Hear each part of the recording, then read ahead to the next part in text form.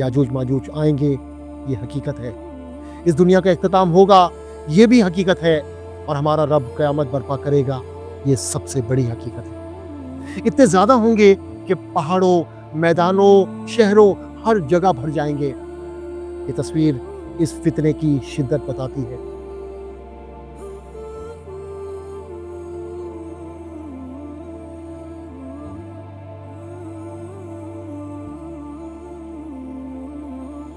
औज़ुबिल्लाहि मिनश्शैतानिर्रजीम, बिस्मिल्लाहिर्रहमानिर्रहीम। अस्सलाम वालेकुम मुअज़्ज़ज़ ख़वातीन हज़रात। आज हम कुरान पाक और हदीस नबविया के एक ऐसे मौजू पर बात करने जा रहे हैं जिसने सदियों से इंसानियत की तवज्जो अपनी जानिब कर रखी है।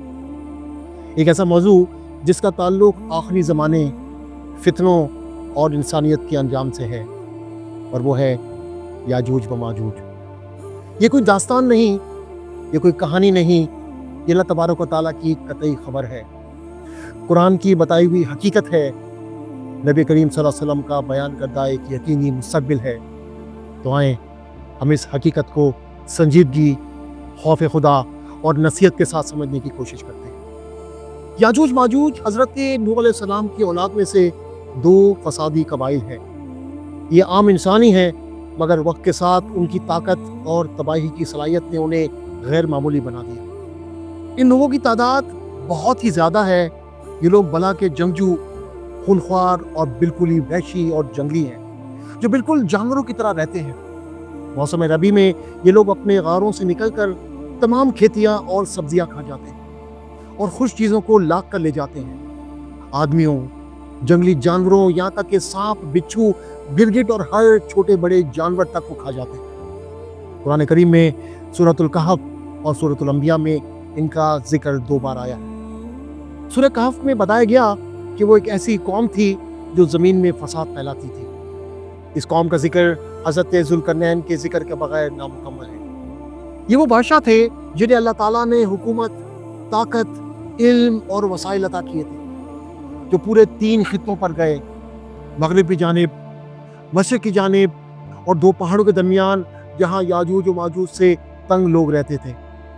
हज़रत ज़ुल्करनैन से इन लोगों ने फरियाद की कि आप हमें याजूज माजूज की शर से बचाएं, और इन लोगों ने इसके एवज़ कुछ माल देने की भी पेशकश की। तो हज़रत ज़ुल्करनैन ने फरमाया, मुझे तुम्हारे माल की कोई ज़रूरत नहीं, अल्लाह ताला ने मुझे सब कुछ दिया है, बस तुम लोग जिस्मानी मेहनत से मेरी मदद करो।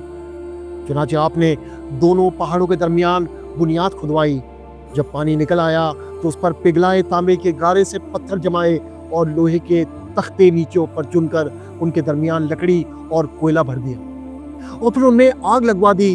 इस तरह ये दीवार पहाड़ की बुलंदी तक ऊंची कर दी गई और दोनों पहाड़ों के दरमियान कोई जगह ना छोड़ी गई। फिर पिघला हुआ तांबा दीवार में पिला दिया गया, जो सब मिलकर बहुत ही मजबूत और नहायत मुस्तहकम दीवार बन गई, जिसे सद्दे सिकंदरी कहा जाता है।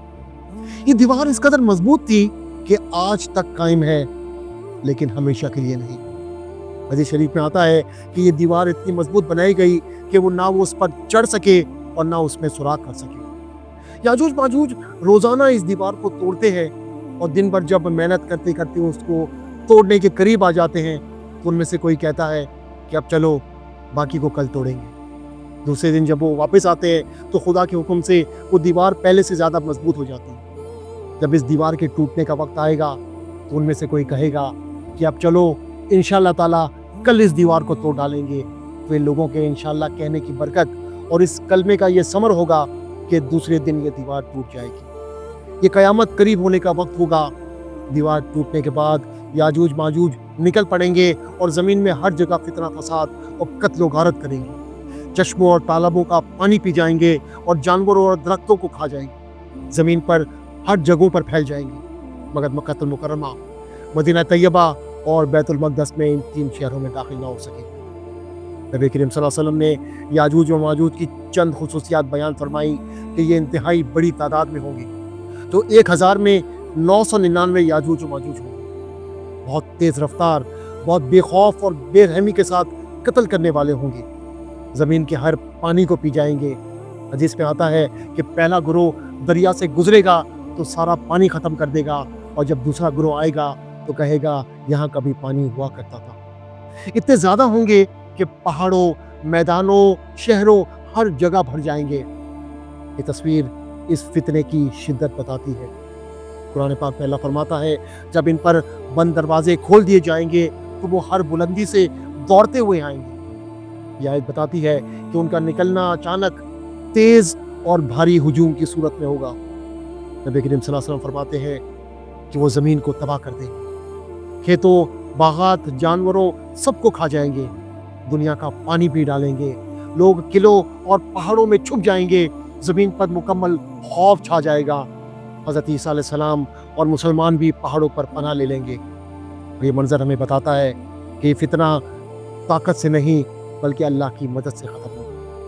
یاجوج ماجوج کے خاتمے سے متعلق یہ روایت ہے کہ مسلمان لڑیں گے نہیں، فوجیں میدان میں نہیں اتریں گی، بلکہ نبی کریم صلی اللہ علیہ وسلم فرماتے ہیں کہ اللہ تعالیٰ حضرت عیسیٰ علیہ السلام کی دعا سے ان کی گردنوں میں خاص قسم کے کیڑے ڈال دے گا جس سے وہ ایک ہی رات میں مر جائے گی۔ یعنی جس فتنے کی شدت کو دنیا کی طاقتیں روک نہ سکیں اسے اللہ کا امر ختم کر دے گا۔ یہ ہے بندے کی اوقات، یہ ہے اللہ کی قدرت، اور یہ ہے آخرت کی حقیقت۔ سوال یہ ہے کہ اس قصے سے ہمیں کیا سیکھنا ہے؟ تو بات یہ ہے کہ یاجوج ماجوج کا ذکر صرف خوف پیدا کرنے کے لیے نہیں ہے، یہ ہمیں 3 بڑے اسباق دیتا ہے۔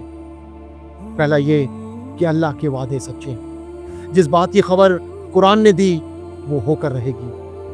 دوسرا یہ کہ دنیا کی طاقتیں محدود ہیں، سوچیں جس قوم کو دنیا شکست نہیں دے سکتی اسے اللہ ایک کیڑے سے ختم کر دیتا ہے۔ اور تیسرا یہ کہ ایمان، اعمال اور اصلاح نفس کی ضرورت ہے۔ آخری زمانوں کے فتنوں میں کامیاب وہی ہوگا جس کے پاس مضبوط ایمان، صحیح علم، تقوی، ذکر اور اللہ پر مکمل بھروسہ ہوگا۔ یاجوج ماجوج آئیں گے، یہ حقیقت ہے۔ اس دنیا کا اختتام ہوگا، یہ بھی حقیقت ہے، اور ہمارا رب قیامت برپا کرے گا، یہ سب سے بڑی حقیقت ہے۔ لیکن اصل سوال یہ ہے کہ کیا ہم آخرت کے لیے تیار ہیں؟ کیا ہمارا ایمان مضبوط ہے؟ کیا ہمارے دل اللہ سے جڑے ہوئے ہیں؟ کیا ہماری زندگی قرآن کے مطابق ہے، یا ہم بھی اسی دنیا کے چکر میں مصروف ہیں جس کا انجام صرف فنا ہے؟ آئیں اپنے آپ کو بدلیں، اپنے گھر کو بدلیں، اپنے دل کو بدلیں، اور آخرت کے سفر کی تیاری کریں۔ اللہ ہمیں آخری زمانوں کی فتنوں سے محفوظ فرمائے، آمین یا رب العالمین۔